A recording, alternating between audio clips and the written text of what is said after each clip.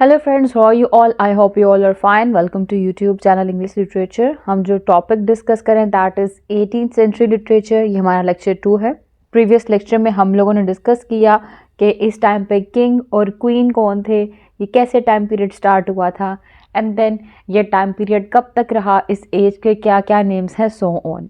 हम उसी लेक्चर को आज प्रोसीड करेंगे. थोड़ा सा ओवरव्यू दे दूँ. हमने बात की थी कि क्वीन एन जो कि 1702 में क्वीन बनी थी और ये जेम्स सेकंड की डॉटर ही थी. ठीक है, इनके क्वीन बनने से जो 18th सेंचुरी है वो स्टार्ट हो जाती है हमारी. 1702 से 1714 तक ये क्वीन रही. देन 1714 से 27 तक का टाइम पीरियड था, तो वहाँ पे इनके कज़न जॉर्ज बन गए थे किंग. देन जॉर्ज सेकंड जो कि जॉर्ज फर्स्ट के बेटे थे वो बन गए किंग, और इस सिलसिला ऐसे ही चलता रहा. तो 1727 से 1760 तक जॉर्ज सेकंड जो थे वो किंग रहे, सो ऑन. क्लियर. अब हमने देखा कि इस सेंचुरी को 2 पार्ट्स में डिवाइड किया गया था. फर्स्ट जो पार्ट है इस सेंचुरी का, फर्स्ट हाफ पार्ट, उसको एज ऑफ पोप कहा जाता है. सेकंड हाफ पार्ट को, जो लेटर पार्ट है, उसको एज ऑफ जॉनसन कहा जाता है. एज ऑफ पॉप इसलिए क्योंकि उस एज में पॉप ने बहुत ज़्यादा कंट्रीब्यूशन दिया, बहुत ज़्यादा राइटिंग्स जो थी अपनी प्रोड्यूस की थी, such as the rape of the lock एक इम्पॉर्टेंट वर्क कंसिडर किया जाता है पॉप का. एंड सेकेंड सेंचुरी जो है, मतलब सेकेंड हाफ सेंचुरी जो है, वो जॉनसन की एज इसलिए कहते हैं क्योंकि उस एज में जॉनसन का बहुत कंट्रीब्यूशन था. उन्होंने बहुत से एसेज लिखे, क्रिटिकल बेस्ड वर्क लिखे, सो ऑन. हमने बात की इस एज को अगस्टिन एज कहा जाता है, और जो अगस्टिन एज है वो 1702 से 45 तक चलती है. देन 45 से ऑनवर्ड जो है वो हमारे पास आती है एज ऑफ सेंसिबिलिटी. इस एज को क्लासिकल एज भी कहा जाता है, ये भी हमने डिस्कस किया था प्रीवियस लेक्चर के अंदर. अब जो नेक्स्ट एज है हमने बताया, नेक्स्ट हाफ पार्ट, उसको एज ऑफ सेंसिबिलिटी कहा जाता है, एज ऑफ रीजन या एज ऑफ जॉनसन भी कहा जाता है, और फर्दर इसको एज ऑफ ट्रांजिशन भी कहा जाता है. 1785 के अंदर विलियम ब्लेक ने राइटिंग्स की थी songs of innocent and experience, जो कि एक बहुत इंपॉर्टेंट वर्क है रोमांटिसिज्म का. यहाँ पे हम लोग को साइंस ऑफ रोमांटिसिज्म नज़र आते हैं.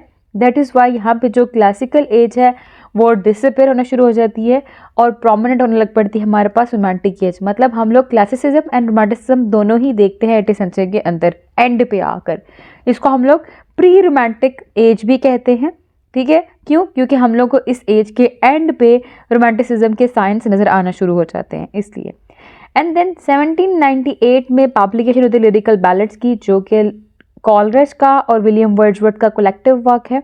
उसकी पब्लिकेशन के बाद ऑफिशियली जो रोमांटिक एज है वो स्टार्ट हो जाती है. यानी वी में असर्ट दैट कि 1798 से जो एज स्टार्ट होती है that is romantic as. Clear. तो अब मैंने बात की इस एज के अंदर 2 आ रही हैं, मतलब 18th सेंचुरी के अंदर 2 एजेस आ रही हैं, एक अगस्टिन एज, दूसरी एज ऑफ सेंसिबिलिटी. और अगस्टिन एज को एज ऑफ पॉप कह रहे हैं और एज ऑफ सेंसिबिलिटी को एज ऑफ जॉनसन कह रहे हैं. तो फीचर्स देखें अगर हम, तो जो पॉप की एज है ना उसके अंदर हमारे पास, अच्छा ये जो मैंने डेट लिखी है ना 1700 to 1750, ये है सम बुक्स के अंदर डेट लिखी हुई. आप इसको निगलेक्ट करें या नोट कर लें, कोई इशू नहीं है.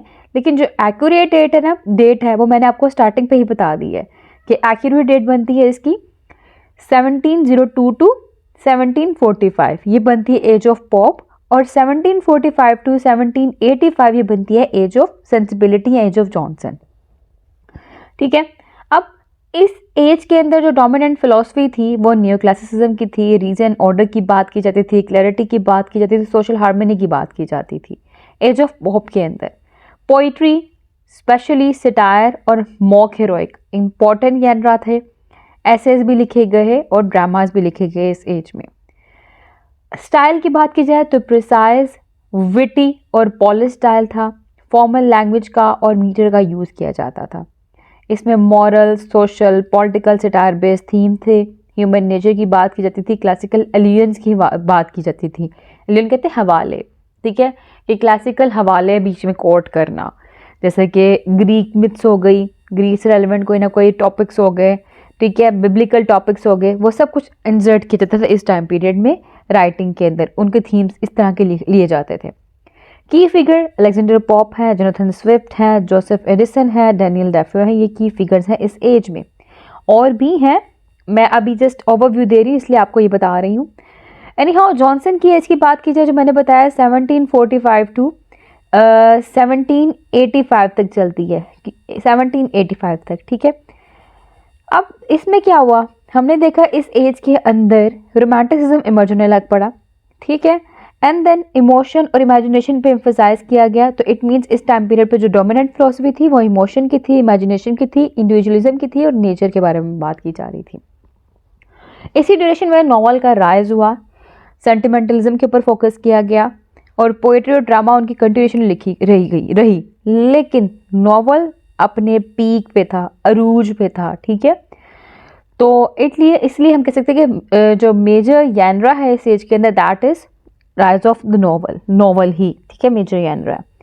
फिर इसमें स्टाइल जो है वो कैसा हुआ, मोर डायरेक्ट हो गया, पर्सनल हो गया, इमोशनल एक्सप्रेशन पे फोकस किया गया, एक्सपेरिमेंटेशन की गई विद न्यू फॉर्म्स, ठीक है। Themes exploration of individual experience, love, nature, rebellion against social constraints. And की फिगर्स इसमें हमारे पास सैमुअल जॉनसन आते हैं, ओलिवर गोल्डस्मिथ आते हैं, सैमुअल रिचर्डसन आते हैं और फैनी बर्ने। ये कुछ की फिगर है हमारे पास इस एज के अंदर, ठीक है, यानी कि लेटर हाफ के अंदर। ये फर्स्ट हाफ सेंचुरी थी तो ये लेटर हाफ सेंचुरी है। अब मैं ओवरऑल डिस्कस करूंगी आपके साथ के 18th सेंचुरी के अंदर क्या हो रहा था। रियलिज्म, ठीक है, रियलिज्म की बात की जाने लग पड़ी। लेकिन जब रियलिज्म के ऊपर एम्फसाइज किया गया तो इट मीन्स जो भी अथॉरिटी थी, एंशिएंट अथॉरिटी, उनको डिनाई कर दिया गया, उनको रिजेक्ट कर दिया गया, उनकी बात जो थी वो रिफ्यूज़ कर दी गई, ठीक है।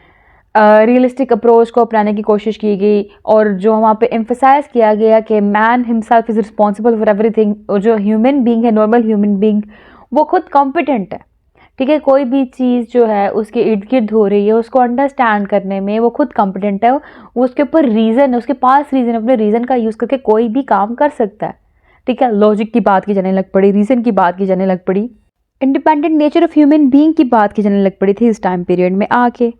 एंड देन हम देखते हैं फर्दर प्रिसीजन, मतलब राइटिंग के अंदर प्रिसाइज स्टाइल यूज़ किया जाने लग पड़ा था, ठीक है। प्रिसाइज मेथड को यूज़ कर रहे थे राइटर्स। क्यों? क्योंकि मोस्टली जो फ्रेंच राइटर्स थे, जैसे कि रैपिन नेम है RAPIN, ठीक है, और BOILEAU, एक ये फ्रेंच राइटर हैं और एक RAPIN, ये फ्रेंच राइटर हैं।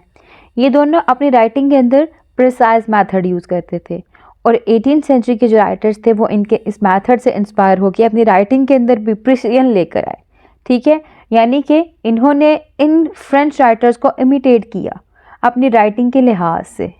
तो इसलिए प्रिसीजन भी जो है ना वो इस एज के डोमिनेंट फीचर में से एक फीचर है। And then development of satire की डेवलपमेंट हुई। सटायर आपने देखा कि एज ऑफ जो थी ड्रीडन, जिसको हम लोग रेस्टोरेशन पीरियड भी कहते हैं, उस एज में ही सटायर स्टार्ट हो गया था।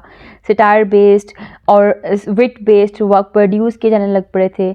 हर राइटिंग के अंदर हम लोग सेट्रिकल पीस ऑफ जो वर्क्स थे वही प्रोड्यूस हो रहे थे उस टाइम पीरियड में, यानी कि जिससे प्रीवियस एज गुजरी है। तो जब ये 18th सेंचुरी शुरू हुई, वही सटायर जो प्रीवियस एज में स्टार्ट हुआ था वो यहाँ पे उसकी फर्दर डेवलपमेंट हुई। राइटर्स ने फर्दर उसको अपनी राइटिंग में यूज़ करना शुरू कर दिया। मॉक एपिक आई, उसमें भी सटायर का एलिमेंट यूज़ करते हुए जो सोसाइटी थी उसको मॉक किया गया, उसको रिडिक्यूल किया गया उसके अंदर, उसके ऊपर। फर्दर जोनाथन स्विफ्ट ने अपना वर्क लिखा, वो भी सटायर बेस्ड था। मतलब इस टाइम पीरियड में 18th सेंचुरी में आके सटायर की फर्दर डेवलपमेंट हुई, फर्दर इसका यूज़ किया जाने लग पड़ा राइटिंग के अंदर। और इसी के साथ साथ ना सिर्फ सटायर की डेवलपमेंट हुई बल्कि नॉवेल्स, इसका राइज हुआ। ये मैं आपको ओवरऑल 18th सेंचुरी के कैरेक्टरिस्टिक्स बता रही हूँ, ना कि जॉनसन के सेपरेट और पॉप के सेपरेट नहीं, मैं कलेक्टिवली बता रही हूँ आपको, ठीक है। तो रियलिज्म बता दिया, प्रिसीजन बता दिया, मैंने आपको सटायर बता दिया, राइज ऑफ नॉवल की, ठीक है। यहाँ पे जो नॉवेल्स थे वो लिखे जाने लग पड़े थे, जैसे कि पामेला आया हमारे पास यहाँ पे, और नॉवल के रिस्पॉन्स में नॉवल लिखा जा रहा था। अगर सैमुअल रिचर्डसन ने एक नॉवल पर पब्लिश करवाया अपना, तो हेनरी फील्डिंग ने वो नॉवल पढ़ा और फिर उसके रिस्पॉन्स पे एक सेट्रिकल पीस ऑफ वर्क, यानी कि हेनरी फील्डिंग जो वो मजाक उड़ाते हैं कि रिचर्डसन ने ये क्या पीस ऑफ वर्क लिखा है, ठीक है, ऐसा कैसे होता है। तो उसके रिस्पॉन्स में अपना वर्क पब्लिश करवा दिया। सच एज उन्होंने पामेला लिखा तो इन्होंने उसके रिस्पॉन्स में जोसेफ एंड्रयूस लिख लिया, ठीक है। तो इसी तरह से राइटर्स जो हैं वो काइंड ऑफ नॉवल के थ्रू ही एक दूसरे को रिस्पॉन्स कर रहे थे। तो दैट इज़ वाई नॉवल इसके अंदर एक डोमिनेंट जानरा बन गया। हम बकायदा इस एज में जो सेपरेटली क्वेश्चन डिस्कस करेंगे that is rise of novel, और इम्पोर्टेंट नॉवलिस्ट के भी नेम डिस्कस करेंगे, पहला नॉवल कौन सा था, फिर कैसे नॉवल्स चलते गए, उनके अंदर राइटिंग स्टाइल कैसा है, सारा कुछ डिस्कस करने वाले सेपरेट लेक्चर्स के अंदर भी। ठीक है, एनी हाउ इसमें मैंने बता दिया नॉवल की ओरिजिन भी हुआ, उसकी डेवलपमेंट भी हुई, और ओरेटोरियल स्टाइल था इस टाइम पीरियड के अंदर, प्रोजिक जो फॉर्म्स थी वो यूज़ की गई। विग्स एंड टॉरस, ये इंपॉर्टेंट पॉइंट है, आपको पता है 2 पॉलिटिकल पार्टीज थी, विग्स एंड टॉरस, और इनकी लड़ाई बहुत टाइम से होती आ रही, जैसे कि प्योरिटन टाइम पीरियड में भी इनकी चलती रही, रेस्टोरेशन में भी, और ये अब 18th सेंचुरी चल रही है। ठीक है, ये दोनों पॉलिटिकल पार्टीज जो राइटर्स इनके एनिमीज़ के अगेंस्ट लिखते थे, सेट्रिकल फॉर्म यूज़ करते हुए उनको रिवार्ड देते थे। ठीक है, तो यही जो डोमिनेशन थी और यही रिवार्ड सिस्टम था इस टाइम पीरियड पे भी चलता रहा। मतलब इन्होंने भी जो सटायर ज्ञानरा है उसको प्रमोट करने में, उसको डेवलप करने में काफ़ी ज़्यादा अपना रोल प्ले किया है। ठीक है, मतलब अगर एक जो राइटिंग ऐसे लिखी गई जिसके अंदर एक अगर विक्स के तरफ से टॉरस को स्टायर किया गया है तो उसको भी रिवार्ड किया गया, टॉरस की तरफ से विक्स को स्टायर किया गया तो उसको भी रिवॉर्ड दिया गया। और ये लिख कौन रहे हैं? राइटर लिख रहे हैं। ठीक है, राइटर ऐसा पीस ऑफ फॉर्म यूज़ कर रहे हैं जिसमें वो मेटाफर यूज़ करते हुए, सिमिली यूज़ करते हुए, सिंबलिज्म यूज़ करते हुए पॉलिटिकल जो टाइम पीरियड है उसके ऊपर सटायर कर रहे हैं। और प्रोजिक स्टाइल का मतलब क्या है? इस स्टाइल का मतलब ये है कि पोइट्री की फॉर्म में ना लिखना। ठीक है, ज़्यादा इमेजिनेशन यूज़ ना करना। ठीक है, मतलब सिंपल जो एवरीडे लैंग्वेज होती है, जो लैंग्वेज होती है प्रोज की, उस फॉर्मेट में लिखना, यानी कि पोइट्री का यूज़ कम करना, ज़्यादातर जो प्रोज है उस फॉर्म में लिख के चलना, एवरीडे लैंग्वेज का यूज़ करते हुए राइटिंग को प्रोड्यूस करना। ठीक है, इसको कहते हैं प्रोजिक फॉर्म। तो ये कुछ फीचर्स थे। And then age of Pope, age of Johnson. Pope ने बहुत डोमिनेंट काम किया अपने टाइम पीरियड में, जो कि हमने देखा 1745 तक वो काम रहा। एंड देन 1745 से 85 तक हमारे पास जॉनसन का ही काम रहा, डोमिनेंट काम रहा। ठीक है, तो इसलिए इन एज को इन दो के नाम से भी एसोसिएट किया गया। ठीक है, first half and later half. ठीक है, इस तरह आप याद रख लें। तो ये कुछ 18th सेंचुरी के फीचर्स थे। अब फर्दर इसके करेक्टरिस्टिक्स क्या है, क्या फीचर्स हैं? यहाँ पे रीजन एंड लॉजिक के ऊपर एम्फेसाइज किया गया, इसलिए इस एज को एज ऑफ एनलाइटनमेंट भी कहते हैं। इतने नाम आप नाम याद कर कर के थक जाएंगे, लेकिन आपको याद रहेंगे। ठीक है, इस एज को एज ऑफ एनलाइटनमेंट भी कहते हैं। ठीक है, क्योंकि रीजन की बात की गई, लॉजिक की बात की गई, और जो आइजैक न्यूटन थे उन्होंने अपने वर्क्स प्रोड्यूस किए, उन्होंने अपनी थ्योरीज प्रोड्यूस की। ठीक है, और फर्दर क्या है, इसके साइंटिफिक थिंकिंग के ऊपर एम्फसाइज किया गया, ऑर्डर के ऊपर, मोरालिटी के ऊपर एम्फसाइज किया गया। That is why this age is also known as age of enlightenment. ठीक है, तो अब इसमें रीजन एंड लॉजिक की बात की गई, एनलाइटनमेंट आइडियल्स, साइंटिफिक थिंकिंग और मोरालिटी एंड ऑर्डर के ऊपर फोकस किया जा रहा है। That is why classical forms, इसका ये भी एक करेक्टरिस्टिक्स है। इसमें जितने भी एंशियंट ग्रीक और रोमन स्टाइल्स थे, उनकी एपिक्स, सटायर, पेस्टोरल्स, उन सबको इमिटेट किया गया। इमिटेट मतलब कॉपी किया गया। विट एंड सटायर, अब सोशल कमेंट्री हो, जो भी सोसाइटी के अंदर फुलिश चल रही हैं उनके ऊपर क्या किया जा रहा है? राइटिंग में विट का यूज़ किया जा रहा है, राइटिंग में सटायर का यूज़ किया जा रहा है, राइटिंग के अंदर वर्ड प्ले का यूज़ किया जा रहा है, जिनके थ्रू क्रिटिसाइज किया जा रहा है जो करप्शन हो रही सोसाइटी में उसको, जो सोसाइटी के अंदर मॉरल डिके आ चुका हुआ है, पॉलिटिकल में मॉरल डिके आ चुका है, उन सब के ऊपर सटायर किया जा रहा है, क्रिटिसिज्म किया जा रहा है, विट का यूज़ करते हुए, सटायर का यूज़ करते हुए। ये भी इस एज का फीचर है। एंड देन नॉवल, मैंने आपको बताया कि इस टाइम पीरियड पे नॉवल जो है बहुत अपने कहते नहीं है अरूज पे जाना शुरू हो गया था। ठीक है, क्योंकि यहाँ पर राइटिंग जो थी नॉवल के अंदर प्रोज की फॉर्म में बहुत ज़्यादा की गई। हमारे पास डोमिनेंट नेम है रिचर्डसन का, फील्डिंग का, सॉमल्ट का, डेफ्यू का नेम आ जाता है हमारे पास नॉवलिस्ट के अंदर। ये सारे नेम मैं आगे डिस्कस करूंगी, इसलिए आप परेशान ना हो। हम लोगों ने स्पेसिफिकली और स्पेशली ये जो द राइज ऑफ नॉवल है इसको सेपरेटली डिस्कस करना है। अच्छा, ये पॉइंट हो गया। एंड देन है डायडेक्टिज्म। यहाँ पे मेन पर्पस क्या था? मोरालिटी प्रीच करना। ठीक है, डायडेक्टिज्म का मतलब ये होता है कि एक ऐसा पीस ऑफ वर्क प्रोड्यूस किया जिसके थ्रू मोरालिटी सिखाई जाए। ठीक है, यहाँ पे जो इतने मोस्टली नेरेटिव्स थे, उन नेरेटिव्स के थ्रू, नेरेटिव्स मतलब राइटिंग्स के थ्रू मोरालिटी टीच करना, लोगों को लेसन सिखाना पर्पस रखा गया। तो ये भी इस एज का फीचर है। आपने एक बात याद रखनी है, मैं आपको बता रही हूँ 18th सेंचुरी के फीचर। मैंने आपको ये टेबल दिखाया था, इस टेबल को मैंने जस्ट आपको for the sake of understanding बताया था कि मतलब 2 पार्ट्स में डिवाइड किए थे, फर्स्ट हाफ और सेकंड हाफ। लेकिन अगर हमारा जो लेक्चर चल रहा है वो है 18th सेंचुरी के कैरेक्टरिस्टिक्स, तो 18th सेंचुरी के कैरेक्टरिस्टिक्स में मैंने आपको अभी ये कुछ पॉइंट्स बताए थे, ये भी 18th सेंचुरी के कैरेक्टरिस्टिक्स है ओवरऑल। ठीक है, अब जो पॉइंट डिस्कस कर रही हूँ ये भी 18th सेंचुरी के कैरेक्टरिस्टिक्स ही हैं। ठीक है, आपने ये पॉइंट्स याद रखने हैं। हम लोग जो सेपरेटली डिस्कस करने वाले हैं एज ऑफ पॉप को भी, और सेपरेटली डिस्कस करेंगे एज ऑफ जॉनसन को भी। ठीक है, अभी हम 18th सेंचुरी के ऊपर फोकस करते हुए टॉपिक्स को डिस्कस कर रहे हैं। अब कुछ इंपॉर्टेंट पॉइंट्स जो एडिशनली वो क्या है, इसमें यानरा जो है वो ऐसे, pamphlets, epistolary novel, Gothic fiction, travel writing, इस तरह के यानरा प्रोड्यूस किए गए। और देखें, पोइट्री नहीं है, पोइट्री लिखी गई है लेकिन ज़्यादा जो थे डोमिनेंट वो ये यानरा थे। और इनमें क्या है, राइटिंग स्टाइल, कि पोइट्री के फॉर्म में नहीं, प्रोज की फॉर्म में राइटिंग स्टाइल किया जा रहा है। प्रोमिनेंट जो ऑथर्स थे, पॉप है, स्विफ्ट है, जॉनसन है, डेफ्यू है, ऑस्टन है और रिचर्डसन है और सॉमलेट है, ये सारे डोमिनेंट फिगर्स थे इस टाइम पीरियड के अंदर। अच्छा, ऑस्टन का इतना नेम नहीं मिलता जितना बाकियों का नेम मिलता है हम लोग को इस एज में। एनी हाउ, मेजर मूवमेंट जो चल रही थी इसके अंदर अगस्टन एज की चल रही थी, एज ऑफ रीजन की चल रही थी। अगस्टन एज कैसे, मैंने डिस्कस किया प्रीवियस लेक्चर में आपके साथ कि एम्परर अगस्टस था जिनके टाइम पीरियड में रोमन राइटर्स जैसे कि होरेस हो गया, वर्जिल हो गया, इन्होंने अपने लिटरेरी वर्क्स प्रोड्यूस किए थे। और जो प्रेजेंट राइटर थे 18th सेंचुरी के वो उनको इमिटेट कर रहे थे, इसलिए प्रेजेंट टाइम पीरियड पे जो 18th सेंचुरी के राइटर ही थे उन्होंने इस एज को जो था ना अगस्टन एज का नाम दिया था। क्लियर ये पॉइंट हो गया आपको। अब अगस्टन एज का नाम क्यों दिया था, क्योंकि उस टाइम पीरियड पे सेंट अगस्टस जो था ना वो एम्परर था। एज ऑफ रीजन में क्या है, रीजन की बात की गई, लॉजिक की बात की गई, ऑर्डर की बात की गई, मोरालिटी की बात की गई, that is why this age is known as age of reason.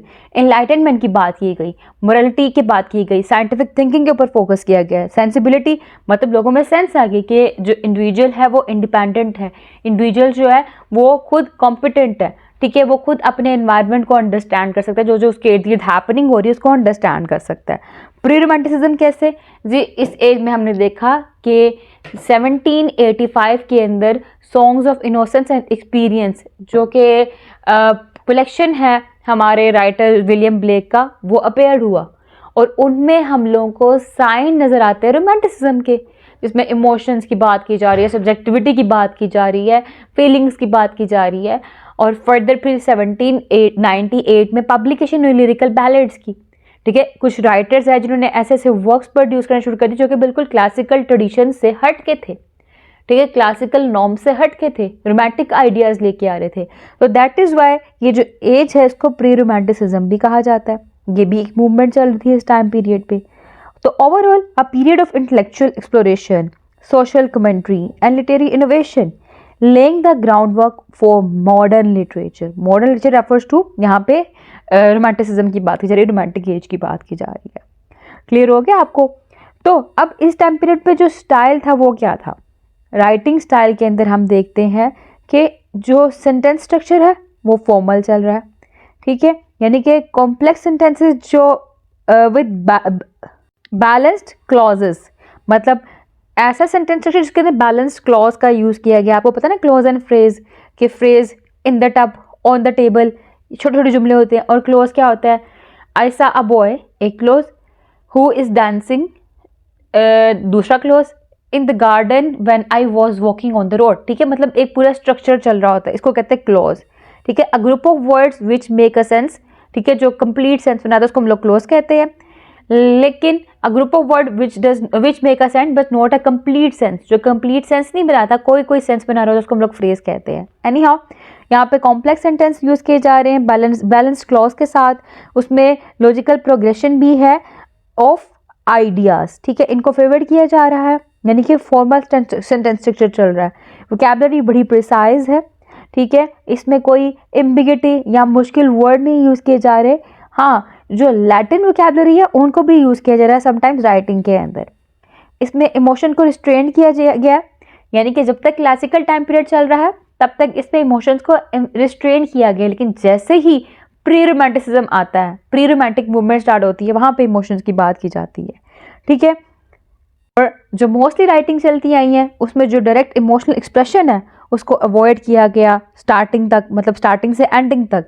1805 इसके बाद कुछ कुछ इमोशंस को लाया गया डायरेक्टली, इसके बाद ही कुछ कुछ फीलिंग्स को ऐड किया गया directly. And then wit and satire का यूज़ किया गया, क्लेवर वर्ड प्ले का यूज़ किया जा रहा है, आयरनी हो गया, सोशल कमेंट्री हो गया, ठीक है। इन सब में क्या हो रहा है, जितनी भी प्रेजेंट कंटेम्प्रेरी सोसाइटी है उनको क्रिटिक किया जा रहा है, ठीक है।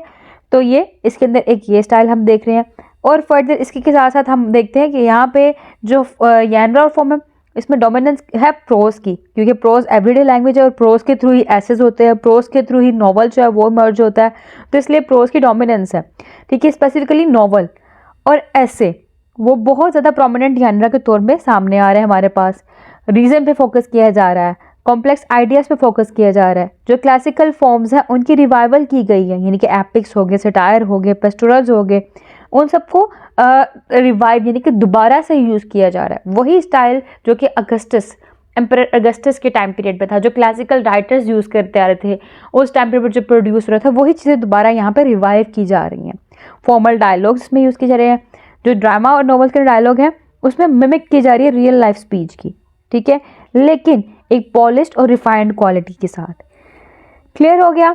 एंड देन इसके बाद क्या कैरेक्टरिस्टिक्स आते हैं हमारे पास स्टोरी राइटिंग स्टाइल के, वो है डायडेक्टिज्म, कि मोरलिटी सी टीच की जा रही है, रीजनल डिफरेंसेस, यानी कि हम देखते हैं कि हम लोग को डिफरेंट रीजन्स नजर आते हैं राइटिंग के अंदर, ठीक है।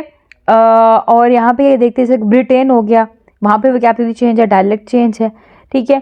अगर हम देखते हैं मतलब डिफरेंट लैंडस्केप, उन लैंडस्केप की डिफरेंट राइटिंग्स, डिफरेंट हम लोग को वहाँ पे लैंग्वेज, ये सारा कुछ नजर आता है एक ही पीस ऑफ वर्क के अंदर, सॉरी एक ही एज के अंदर, which is 18th century age. तो writers from different parts of Britain, ठीक है, आप डिफरेंट पार्ट से बिलोंग कर रहे हैं, exhibited variations in vocabulary, variation लेके आए हैं वो वोकैबुलरी के अंदर और डायलेक्ट के अंदर। कैसे? क्योंकि वो डिफरेंट पार्ट से बिलोंग कर रहे हैं, जहाँ से बिलोंग करेंगे वैसे की लैंग्वेज बोलेंगे, वैसे के वर्ड्स यूज करेंगे, जिस बेस पे क्या हुआ, richness and diversity to the literary landscape, ठीक है। लिटरेरी लैंडस्केप के अंदर, लिटरेचर के अंदर रिचनेस भी आई, डाइवर्सिटी भी आई।